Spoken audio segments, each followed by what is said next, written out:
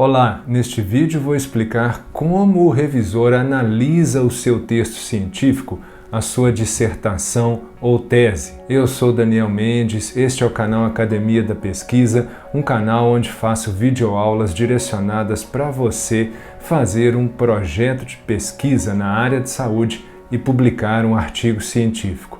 Portanto, aproveite as inúmeras videoaulas do canal que tenho certeza que vão ser de orientação para você. Na análise do texto científico, quando o revisor vai ler um artigo, ou uma dissertação, ou uma tese, ele faz tanto a análise da forma quanto do conteúdo. Quando ele analisa os elementos pré-textuais, a análise é principalmente da forma. E quais são os elementos pré-textuais? São aqueles em que o conteúdo é menos importante, como a capa, o sumário, agradecimentos e dedicatória. Claro, na capa tem que haver todos os elementos necessários para a identificação do texto científico, como um título conciso, o tipo de programa, o nome do autor. O sumário tem que estar bem organizado, mas a principal análise dos elementos pré-textuais é na forma, em como o texto é escrito, na separação entre os parágrafos e na formatação do texto. Depois da análise dos elementos pré-textuais, é feita a análise do texto científico em si, do corpo da dissertação de mestrado ou da tese de doutorado. E existem basicamente duas maneiras de se escrever a dissertação ou a tese. Veja nas regras da sua instituição de ensino. Em algumas instituições essa escrita é livre, de modo que o aluno possa escrever da maneira que ele achar mais adequado junto com o seu orientador. E em outras instituições há uma regra para a escrita. Mas veja bem, no formato tradicional, o formato tradicional é um formato mais extenso. Começa-se com as considerações iniciais. As considerações iniciais é nesta seção que o aluno mostra o tema da sua pesquisa, explica todo o contexto da sua pesquisa. Muitas vezes as considerações iniciais é uma seção de várias páginas em que o aluno faz uma revisão da literatura explicando e resumindo o seu assunto. Depois há o resumo em si. O resumo segue uma ordem que vou falar daqui a pouco, de como os dados foram coletados e dos seus resultados. Depois, no formato tradicional, a introdução do texto, em que se faz uma revisão da literatura mais sucinta, eventualmente com um referencial teórico também.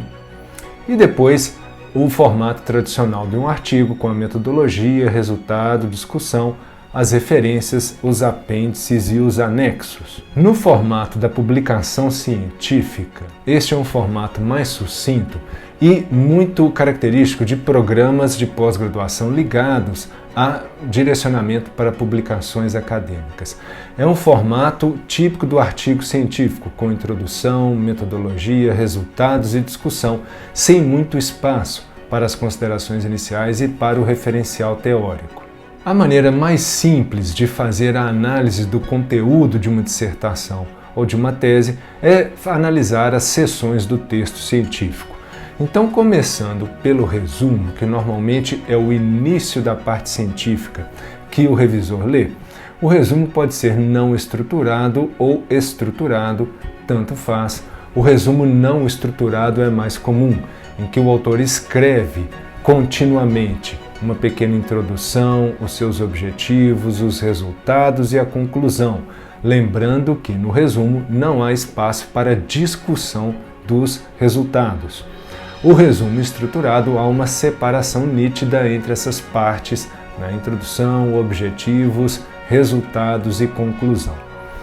A parte mais importante do resumo é deixar bem claro quais são os objetivos, principalmente o objetivo principal, porque os resultados estão ligados aos objetivos. Toda a descrição dos resultados da tese está ligada aos objetivos. Portanto, é importante já deixar bem claro no resumo qual é o objetivo principal da tese, do texto científico, do estudo que foi feito e os resultados ligados a este objetivo principal e aos secundários. E o que o revisor ou membro da banca analisa na introdução da sua dissertação ou da sua tese? Primeiro, a contextualização, a explicação do tema, do assunto que virá na tese, junto, eventualmente, com um referencial teórico. Se você está escrevendo no formato tradicional, normalmente o referencial teórico ele é um pouco extenso, mostrando tudo o que se sabe ou a maior parte do que se sabe sobre o assunto. Há uma sequência lógica na introdução, do geral para o específico, e você, aluno, deve explicar qual o problema que será estudado, qual será a questão da pesquisa que está ligada ao seu objetivo. Portanto, prepare o terreno para mostrar qual é o objetivo principal e os outros objetivos do seu estudo, explicando o problema, definindo a lacuna do conhecimento, o que falta ser estudado sobre esse assunto. Da mesma forma que você prepara o terreno para mostrar ao leitor o objetivo, você também prepara para mostrar a justificativa do seu estudo. Por que o seu estudo científico foi feito? Existem razões científicas baseadas na literatura do porquê estudar esse determinado assunto, razões sociais que mostram qual o impacto do seu estudo, do seu novo conhecimento na sua comunidade, e é importante colocar na justificativa também as perspectivas futuras, o que pode vir a partir do seu trabalho. Quando você vai descrever os objetivos, é importante que eles sejam simples, dar uma descrição com clareza e simplicidade. O objetivo principal deve ser descrito em somente uma frase. Uma frase é suficiente para descrever o objetivo principal da sua pesquisa. E depois você explica quais são os outros objetivos, as outras análises que serão feitas, os objetivos secundários ligados aos outros desfechos. Portanto, tudo gira em torno da questão da pesquisa, sobre o que o seu estudo pretende responder. O próximo passo na análise, uma vez que o revisor já entendeu o assunto da sua dissertação, da sua tese, é ver como o estudo foi feito, a metodologia, que também pode ser descrita como método, métodos ou os processos metodológicos. Veja só quais são os itens necessários que devem ser descritos na metodologia da sua dissertação ou sua tese.